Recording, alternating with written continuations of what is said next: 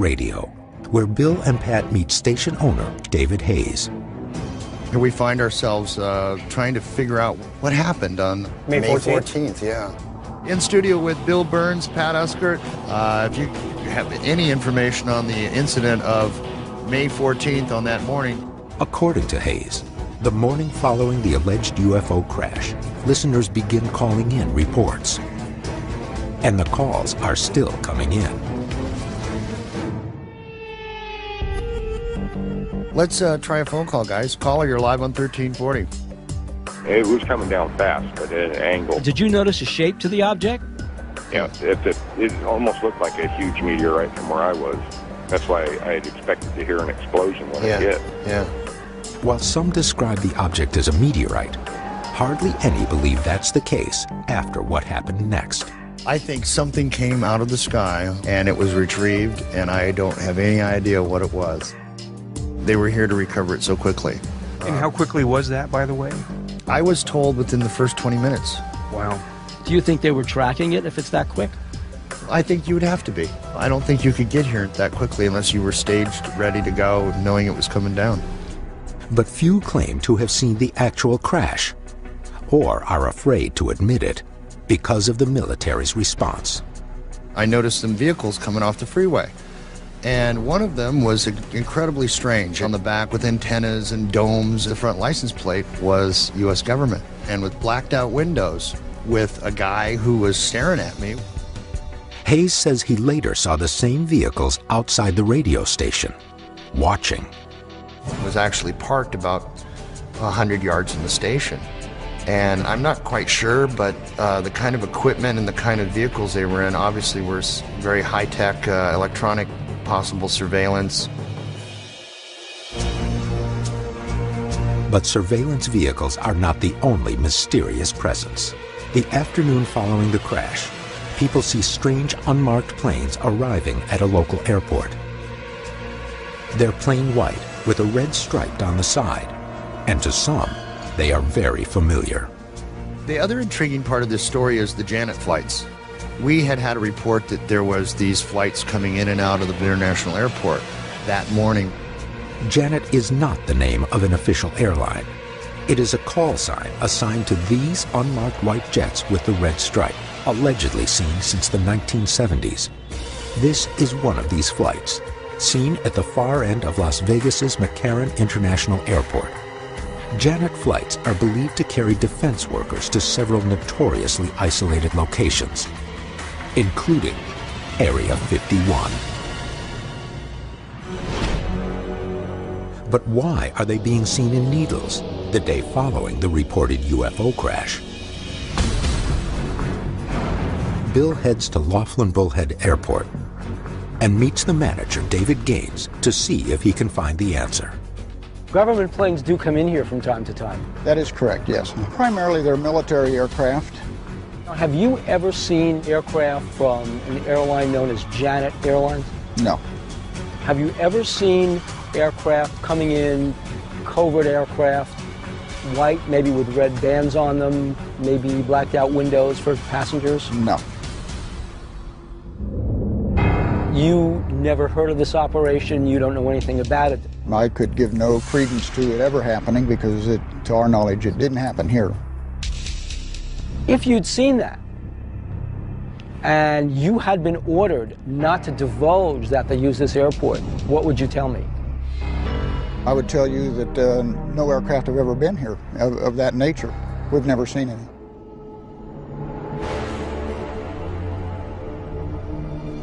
The witnesses said that on May 14th, a Janet plane did land there under the cover of darkness. David Gaines said, never happened.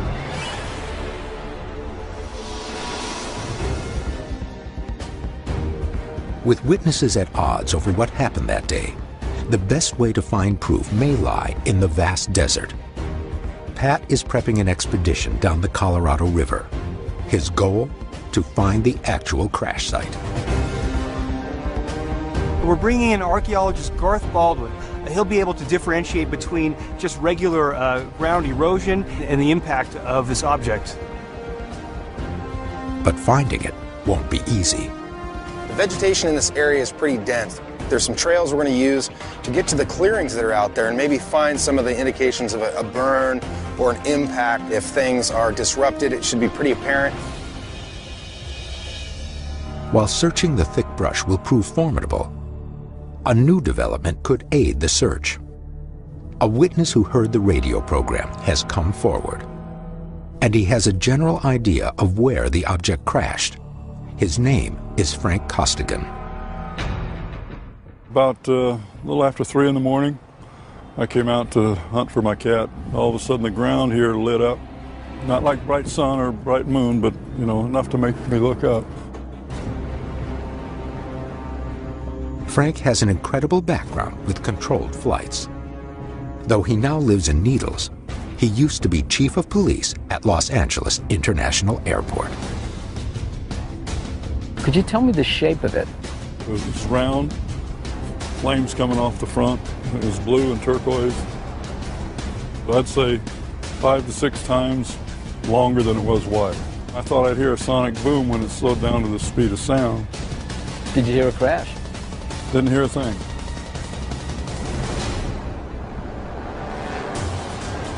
Costigan claims he doesn't hear anything because the descending UFO disappears over the horizon to the south. It crosses right over the Colorado River bend, north of Topic. But from what he is able to see, Costigan believes this couldn't be anything ordinary. You worked at LAX, correct? Yes, I was chief of police, and I was also superintendent of airport operations. Was this object anything like you'd ever seen before in your experiences? Nothing commercial, nothing private, and nothing I'd seen in the military. It had to be something that was a controlled flight of some sort that maybe went haywire. That's my opinion.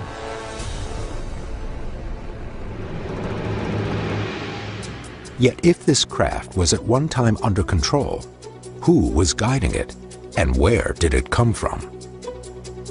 The desert outside of Needles is ringed by military bases and test facilities. To the northwest sits the China Lake Naval Range. To the west are both the Army's Fort Irwin and the Marine Base at 29 Palms. To the south is Yuma Proving Ground, where the Army test fires long-range experimental artillery. And of course, most intriguing of all, to the north of Needles is Area 51. In other words, we're standing right here in the middle of a military test area hotspot where test aircraft, some things that are like beyond what we even dream of, are being flown. 2 theories are possible. 1, that it was an alien vehicle. 2, that it was one of ours. The answer may lie with a witness who claims he heard the impact. I looked up, and that's when it came in.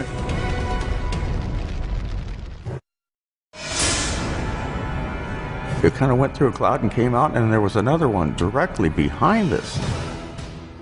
On a quiet morning in May of 2008, something crashes in the desert outside of Needles, California. Multiple witnesses watch as a turquoise-blue object is carried away by military helicopters. But there's more to the story, and it may be the key to understanding what's going on. All of this has happened before. In July 1947, another desert crash brings the small town of Roswell, New Mexico to worldwide attention. The military's announcement that they have recovered a flying disc shocks the world. Allegedly, the nearby Army airfield sends personnel to clean up the crash site and instructs workers to leave no evidence behind. Days later, the military changes its story, attributing the crash to a weather balloon.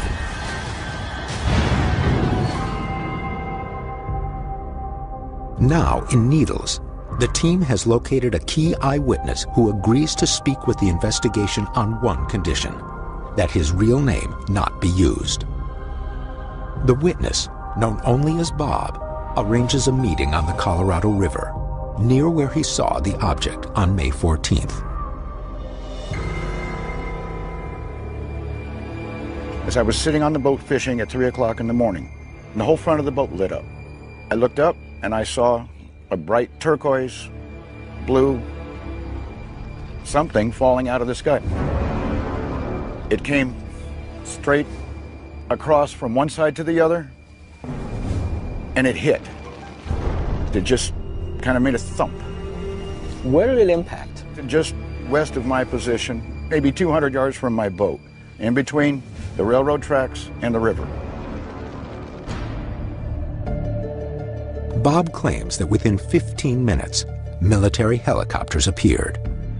And almost immediately after the first helicopter showed up, there was a second and then a third. And that's when the big one came overhead. That thing circled over my boat, went to the site, dropped out of sight for a few moments, and the next thing I know, it was up and flying. Bob not only sees the armada of helicopters arrive, but their return trip with the alleged UFO in tow. Did you see the object being lifted on the skyhook? Yes, sir. That's where I saw the shape. Not only was it well lit by the other helicopters, they were shining their lights on it. It was still very hot. Both Bob and Frank Costigan's testimony say that the object may be in the area of the desert closest to the river. The investigation sets off. Archaeologist Garth Baldwin will be looking for several telltale signs. There should be enough of an indication of an impact of the size that Bob talked about. There should be some displacement of soil marked by a change in the sand, change in the texture of the ground.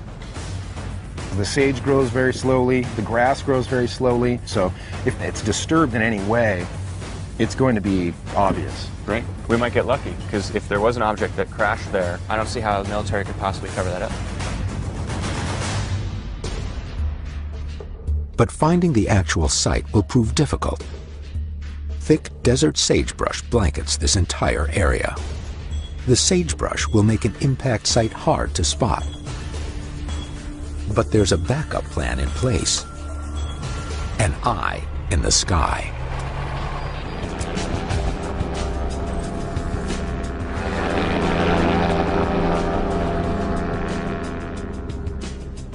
The ultralight will be rigged with a high-definition camera. As it searches from the air, Pat and Garth will follow on land, looking for any trace signs near the river, while Ted and Bill will retrace Bob's movements from the water. If we think we can get relatively close to the spot, just let us know and we'll call on the ultralight. It can help us from the air see anything that might be on the ground that would be invisible to us. We'll get you in the general area.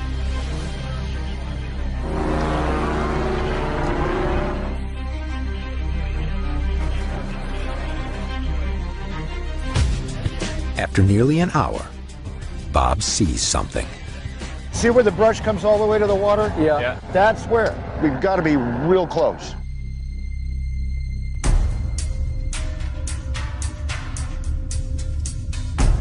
He recognizes some landmarks, power lines, and a bend in the river up ahead. And I see the train trestle there, so you're sure that's this side of the... One of the things that makes me pretty sure we're in the right spot. The ultralight is called in for aerial support.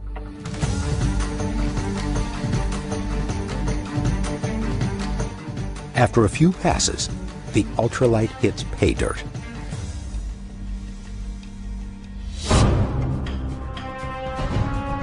Our pilot, Glenn, did say there was a burned area south of here. Now that sort of corresponds with what you saw, right, Bob? That's correct. Somewhere in this position right here, due south of us. The burns could be physical remnants of the flaming object's crash landing. If we do S-transects, walking in an S, lazy S sort of pattern, and teams of two, 20 to 30 meters apart, we'll cover a lot of ground pretty quickly. So why don't you guys start there, we'll start there and cross paths. We better move, we don't have a lot of daylight left.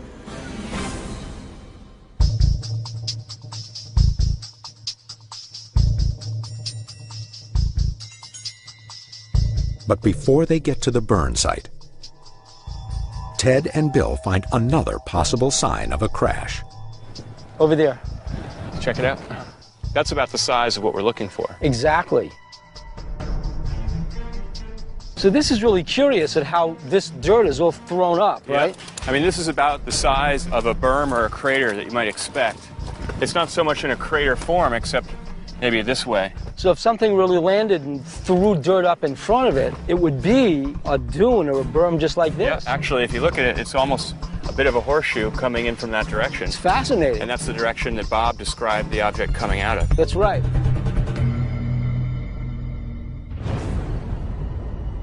Ted brings in Garth for his opinion.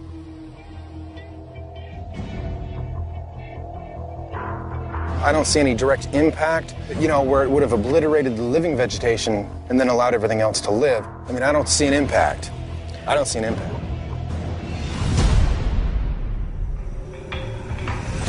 But the burn site is still further inland. A few hours later, it comes into view. Oh, look at how burned this area is. We've got burned stuff all over the place. And Bob did say that when they extracted this object from the ground, this thing was still glowing. But he described it as landing with a thud and not an explosion. Exactly. So that kind of argues against some kind of fire. But Garth has other reasons for questioning this site. There's little patches of burn stuff, probably from wildland fires. We've got a lot of burn trees here and over there. So, I mean, I think that's all natural. There's live vegetation all around it, dry vegetation all around it, old dry vegetation all around it. So that would have caught fire had this been the flaming impact that they'd said. With no physical evidence found, the ground search hasn't been able to verify Bob's location. But with so much ground to cover, the Needles crash site might still be hidden somewhere in the brush. This really isn't as easy as we thought it was.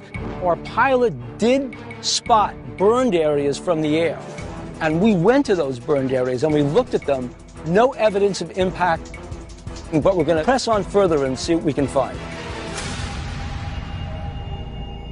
During the ground investigation, a new lead has come to the forefront.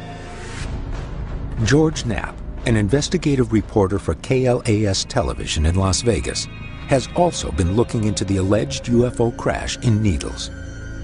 And during his search, he came face to face with government operatives that may actually be men in black. Agents who are allegedly charged with intimidating UFO witnesses and keeping these types of events out of the public eye. George Knapp was an eyewitness to these people and an eyewitness to who they are, where they were going, and what they're doing. As Bill heads to get this new information, Ted and Pat shift their focus to Pennsylvania, where a crash in the small community of Kecksburg is yielding fresh evidence. The Kecksburg incident is a cornerstone of ufology. It is Pennsylvania's Roswell. We know that something crashed from the sky. It was on TV, it was on the radio. We have a range of instruments. If we can find a position that we feel with high confidence could be the crash site, we can use these instruments to see what we can learn about what's underneath the soil. As Ted preps a full-scale scrutiny of the Kecksburg site, testimony from the last surviving witnesses could show that the military has been complicit in a cover-up for years. I stood there and I walked around looking at it. This thing ain't from here.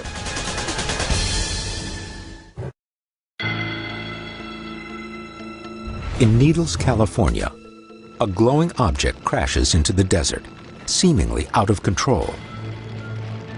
Witnesses say it is retrieved by a group of military helicopters. But the incident doesn't end there. People see unmarked planes landing at the local airport. Planes identical to those reportedly used for transport to the top-secret military base at Area 51. But this has all happened before, and not just at Roswell. Over 40 years ago, something crashed in the sleepy town of Kecksburg, Pennsylvania. But whatever it wasn't out of control. According to witnesses, it had to be piloted by someone. On December 9th, 1965, around 4:45 p.m., something is moving in the sky. It's a glowing fireball, but many think that this can't be a meteor because it's moving too slowly. Whatever it is, the object loses control and crashes. What immediately transpires bears eerie similarities to what has just happened in Needles. Is it just a coincidence, or are these two crashes mirror images of each other 43 years apart? Bill Burns is meeting with Stan Gordon, the leading investigator of the Kecksburg incident. He's researched this case for over 2 decades. Witnesses out tell us the object turned and came back in towards Kecksburg. This object, it came down as though it was making almost like a controlled landing. And moments after it fell, people reported like a column of bluish-gray smoke rising up out of the woods that dissipated very quickly. According to research, hundreds, if not thousands, of people in Michigan, Ohio, and Ontario, Canada, reportedly witnessed the UFO as it traveled on a trajectory that finally led to its crash landing in Kecksburg. The police departments, the radio and TV station were being bombarded with calls, and as it proceeded into Westmoreland County, the media out in this area began to be overwhelmed with reports coming in. Witnesses agree with Stan Gordon's findings. This tiny town was consumed by the incident. No one had ever seen anything like what happened that night. Pat meets with one witness, Bill Buellbush, who saw the object fly over and crash in Westmoreland County. Bill, tell me what happened. Heard this sizzling noise, and then I seen this red fireball coming. Come over like just like this, and I watched it. And it went up towards the mountain. It made the turn and come back, a perfect turn, and come down. It just seemed like it was trying to find a place to land. Would you say this thing was under intelligent control then? It had to be. Buellbush says that he got in his Corvair and drove to what he believed was a downed aircraft. So I grabbed my flashlight and went down through the woods. And I could see it down there. I figured, well, how can they come out? There ain't no windows and there ain't no rivets and no nothing on it, you know. So you got a close look at this thing? Oh, I was only about 8 feet away from it. Was it smoking? Was there anything? It smelled like sulfur. It smelled like rotten eggs. Bill Buellbush really helps us eliminate some of the more prosaic explanations of what this could have been. A meteor, or maybe a crashed airplane, or capsule. He saw this fireball coming down in the sky and turning. He specifically said that this had to be under intelligent control. Soon after, emergency personnel reached the crash site, and volunteer fireman Jim Romansky is one of them. He is also surprised by what he sees. I was shocked because I was preparing for a smashed up airplane. And here was this humongous piece of metal buried into this drainage ditch. Could you describe exactly how it was buried? We're talking nighttime, first of all. We're talking piles of brush around this thing because it come flying down through the trees. Romansky says the UFO was acorn-shaped and had a ring of strange markings that encircled the entire object. This description is rare, unlike other reported UFO shapes, such as triangles and discs. And there's more. Strange hieroglyphics are reminiscent of another case. The Bentwaters UFO that was reported to have landed near a British military base in 1980 displayed similar markings to those the Kecksburg witnesses describe. Have you ever seen anything like this ever in your life? No, absolutely not. My impression after I looked at this thing, I stood there and I thought about it and I walked around looking at it, this thing ain't from here.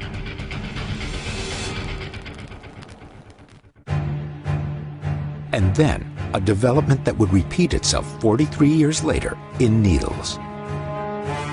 Within hours of the crash, dozens of military personnel, including Army and Air Force, arrive on the scene. They reportedly cordon off the area, preventing the public from reaching the crash site. Inside this restricted zone, they are searching.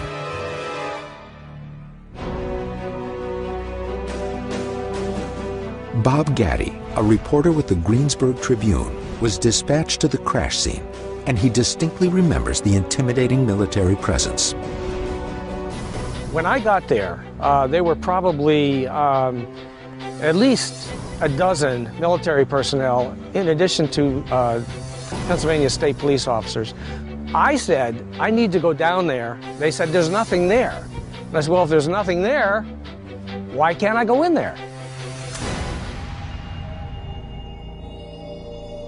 Gaddy tells Pat that the military, not the state police, were clearly in charge of the scene.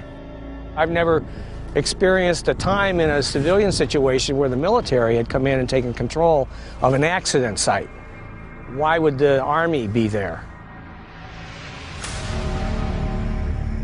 We were stopped by a military. You heard the bolt snap on the rifle, and I stopped in my tracks, and Ron stopped, and we talked to him for a second. He told us to get out, get back to where we came from. He looked at me and pointed his finger at me. He said, nobody goes down in there with us. Witnesses tell Stan Gordon that later in the evening, they see a large flatbed truck drive into the crash area. Within the hour, the truck drives from the site in a hurry, carrying something under a tarp. If you would have walked in front of it, they would never stop for you. Gordon says that during his own investigation, Jim Romansky, Bill Buellbush, and others led him to a spot they said was the crash site. These interviews were conducted independently, and each witness led him to the exact same spot. I'm very hopeful tomorrow we can find the exact location that was taken to 20-some years ago. Okay. It sounds like there was some sort of crash. I can bring in ground-penetrating radar and see if we can find anything that hasn't been found before. Not only does Stan have multiple corroborating witnesses who pinpoint the location, but also it sounds like there's a very good chance we'll be able to find some sort of debris. Eyewitnesses and investigators have seen this site before, but never with technology like this. You think a signature like this might be consistent with a signature made by a crashed vehicle? Is that possible? Yeah, that's possible. And across the country, the Needles case breaks wide open with reports of officials that could be the infamous Men in Black. They are legitimately federal agents. It was something other than this world. In December 1965, a flaming object is reported falling through the sky in Canada, Michigan, and Ohio. In these locations, some claim that debris falls to Earth, that sonic booms are heard, and that a seismograph records the impact. But none of this evidence ever surfaces. It is only in the small Pennsylvania town of Kecksburg where anything real is verified. Several witnesses report that in this ravine, an acorn-shaped object with strange markings crashed. And it is this location that has become the investigation's focal point. The team will hike in with researcher Stan Gordon, geologist Steve Kite, and Pete Hutchinson, an electromagnetic surveyist. Gordon compares the terrain with a photograph he took here in 1985 and believes this is the spot where the UFO impacted. Well, you have the photo. Does this area here look like it might match? Oh, Ted, this is the best match we've seen all day. I think the photograph that we have here was taken 5-10 feet behind us, looking in that direction. We have these, what look like 1 or 2 fence posts. It looks like some barbed wire and a fence post here. And it looks like another one right up there.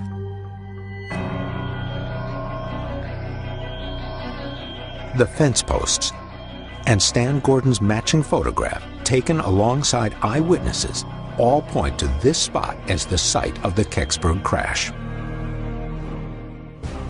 But for years, debunkers claimed that what caused the damage in this ravine was a Russian space probe. The shape and size of the Cosmos 96 probe, originally slated to reach Venus, was similar to what eyewitnesses described. But recently, even this explanation was thrown out. According to NASA's National Space Science Data Center, quote, U.S. Air Force tracking data on Cosmos 96 also indicate the spacecraft orbit decayed earlier than the 4:43 p.m. Eastern Standard Time on the 9th of December. But NASA's interest in the crash extends further back. At this very site in 1965, witnesses saw NASA officials alongside the military. I see NASA there with their uniform on, their patch on the side. They had that white aluminums on. And this all ties back to Roswell. A secretive approach to a crash. Something taken from the site, on board a flatbed truck, covered by a tarp, and under cover of night. But after all these years, could they have missed something? Pete Hutchinson here has an array of scientific instrumentation for scanning the Earth around the site. We're going to look at the architecture of the site to see if anything is still here that is evidence of a possible crash 43 years ago.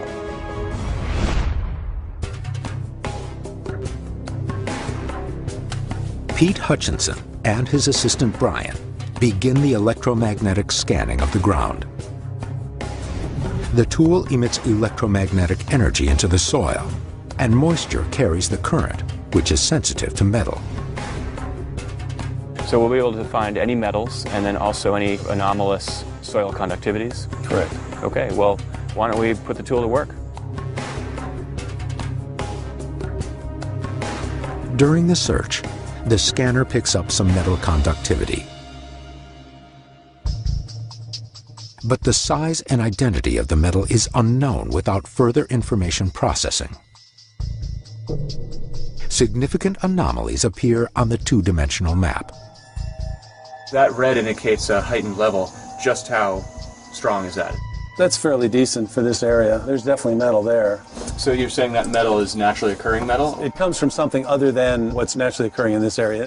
You think a signature like this might be consistent with a crashed vehicle? Is that possible? Yeah, that's possible. According to Hutchinson, what makes this unusual is the high concentration. This amount of metal is not typical in this area of Pennsylvania. Hutchinson suggests that the team dig in this area to determine the source. This science only tells us where to look, and the next step is to go in there and investigate. Physically dig it and do an intrusive test. An archaeological dig. An archaeological dig, yes, exactly. The team needs to expose the area before dark, so Pat joins to assist on the dig. When the soil is uncovered, Pete uses the ground-penetrating radar to look for a specific metal source. Hey, check this out. It starts here, starts right there, and it ends right there. It's not natural. That is definitely not natural. With the sunlight fading, the dig will have to wait until morning. What is the source of the metal buried at this alleged crash site? Now, I don't know what's down there, but I can't wait to start digging and turn up some answers.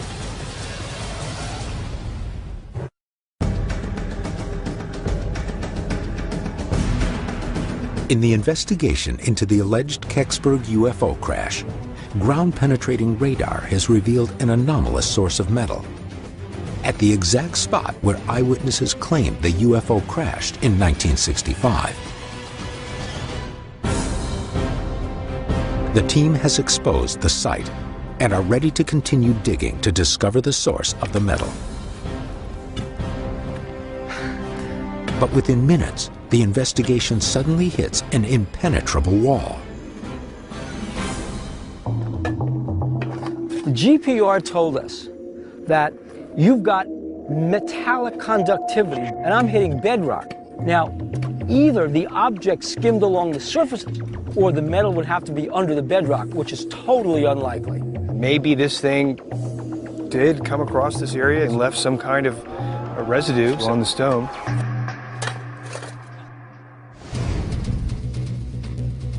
But upon closer examination, the bedrock itself is the reason for the anomalous hits. According to Pete, this bedrock contains iron. The rocks themselves could be so heavily ferrous that they're giving a false positive to the GPR. So whatever hits we got may have nothing to do with the crash.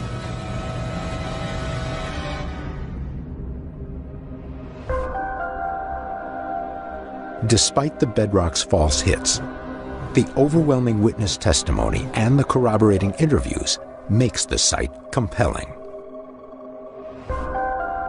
This is where everyone agrees the object came down.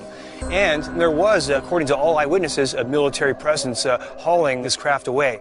We didn't find anything today, but an object crashed right here in Kecksburg.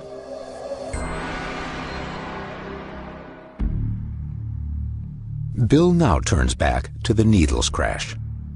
George Knapp, an investigative reporter for KLAS television in Las Vegas, has a surprising lead on the helicopters allegedly seen after the crash.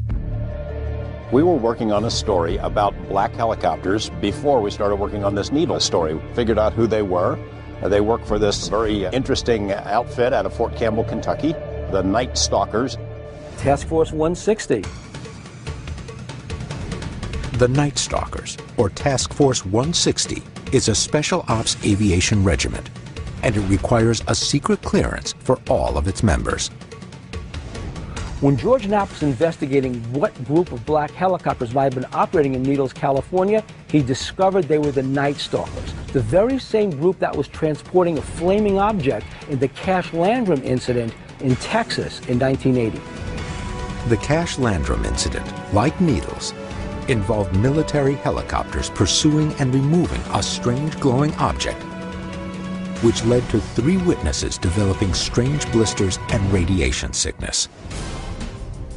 But Knapp's investigation digs further and discovers military personnel that were working in Needles on unnamed top-secret projects. Could these be the elusive men in black, reported by many UFO witnesses? These guys were driving back to Las Vegas from Needles. Pretty soon they come up and they drive up right next to us, the engine running, and they get out and start talking to us. They said they're federal agents. They flashed a badge, and sure enough, they are legitimately federal agents. They work for an agency I had never heard of before. They transport nuclear weapons. But the specifics of why these agents are in Needles are still unknown. They're highly trained. They're a dangerous group of people. These guys are commandos. They carry all kinds of weapons. They're very tough customers. I'm not sure that they're going to be happy that they've got this much attention. Despite their presence, Knapp doesn't believe that these agents are men in black or that they are involved with the nearby crash. Yet in both the Needles and Kecksburg crashes, eyewitnesses reported seeing large objects being hauled away by military vehicles. If this agency is not involved, who is? What we're finding out is that the stories of people who say there was a strange federal government agency in black SUVs traveling in Needles right around the day after that event, those stories are true.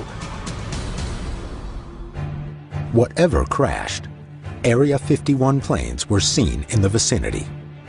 The helicopters that retrieved the object may have been involved in another case, where people were exposed to radiation.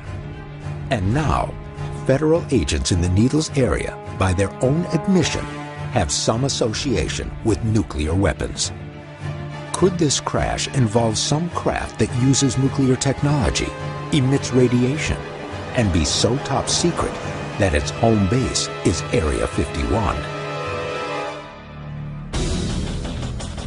What's missing is hard physical evidence at an actual crash site. We know that there was military involvement suppressing the information. They move in, they fill the air with misinformation, and then they deny that anything happened. With sites cleansed of all signs of a crash, could these incidents have national security implications? Whatever is falling out of the sky, the military seems intent on keeping it secret.